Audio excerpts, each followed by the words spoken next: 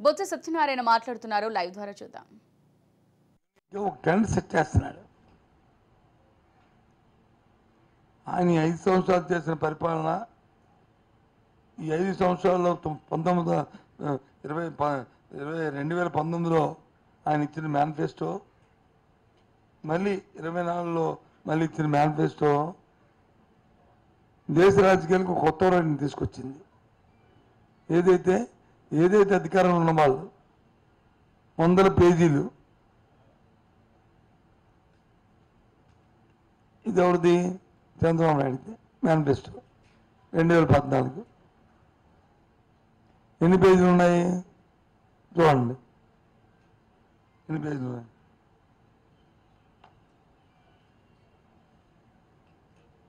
Page number లేదు, page number లేదు. 50 పేజీలు, అటు ఇటు కలిపితే 100 పేజీలు, 50 పేజీలు మేనిఫెస్టో.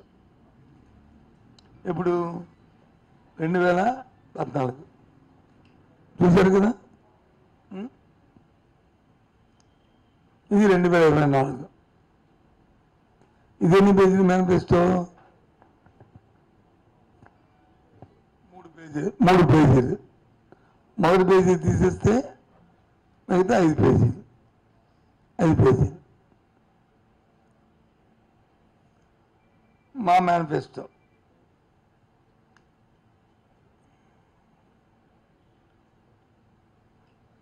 2019లో 4 పేజీలు మేనిఫెస్టో, మళ్ళీ ఆ 4 పేజీలను కలుపుకొని మేము ఇంకో 8 పేజీలు. అంటే మా మేనిఫెస్టోకి వచ్చేసారు వీళ్ళు. అంటే జగన్మోహన్ రెడ్డి గారు ఏదైతే ఆలోచన చేసే నిబద్ధతతో చేయాలని ఓ నిజాయితీతో ఈ రాష్ట్ర రాజకీయాలు తీసుకుని మార్పేట తెలుసా? ఈ మేనిఫెస్టోవే. అవునా కదా? ఎందుకు 50 పేజీ 100 పేజీ వేయలేదు అంటే, ఏదైనా చెప్పిందే చేయాలి, చేసిందే చెప్పాలి తప్ప బాగోస్ మాటలు చేసి ఇవి చేస్తే ఎప్పుడు నమ్మడు.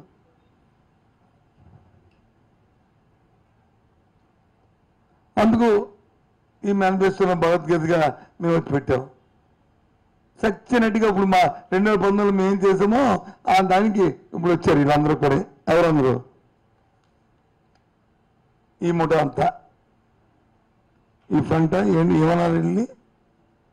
ఏంటండి ఇది? తెలుగుదేశం కూటమి, తెలుగులో కూటమి, ఇంగ్లీష్లో ఫ్రంట్. ఈ కూటమి అంతా ఈ 4 వచ్చారు. మళ్ళీ ఇంకొక యూనిట్ చూడండి, ఇంకో తమాషా. కూటమిలో 2014లో మోడీ గారు, చంద్రబాబు నాయుడు గారు, పవన్ కళ్యాణ్ గారు తెలుగుదేశం పార్టీ తాలూకా స్థాపించిన ఆదినాయకుడు ఎన్టీ రామారావు ఫోటోలు 14లో. ఇప్పుడు కూటమి మేనిఫెస్టోలో ఎవరు ఉన్నాయి? ప్రజాగణం పెట్టి 2. మరి మిగతా 2 ఏమి లేరు? అలా పార్టీలు లేరు. ఉన్నారు.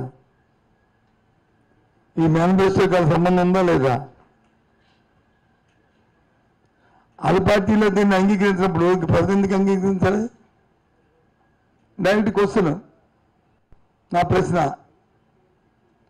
మీ కూటమి పార్టీలే దీన్ని అంగీకరించినప్పుడు, వాళ్ళందరూ లేనప్పుడు ఈ రాష్ట్ర ప్రజలు ఎందుకు అసలు దీని గురించి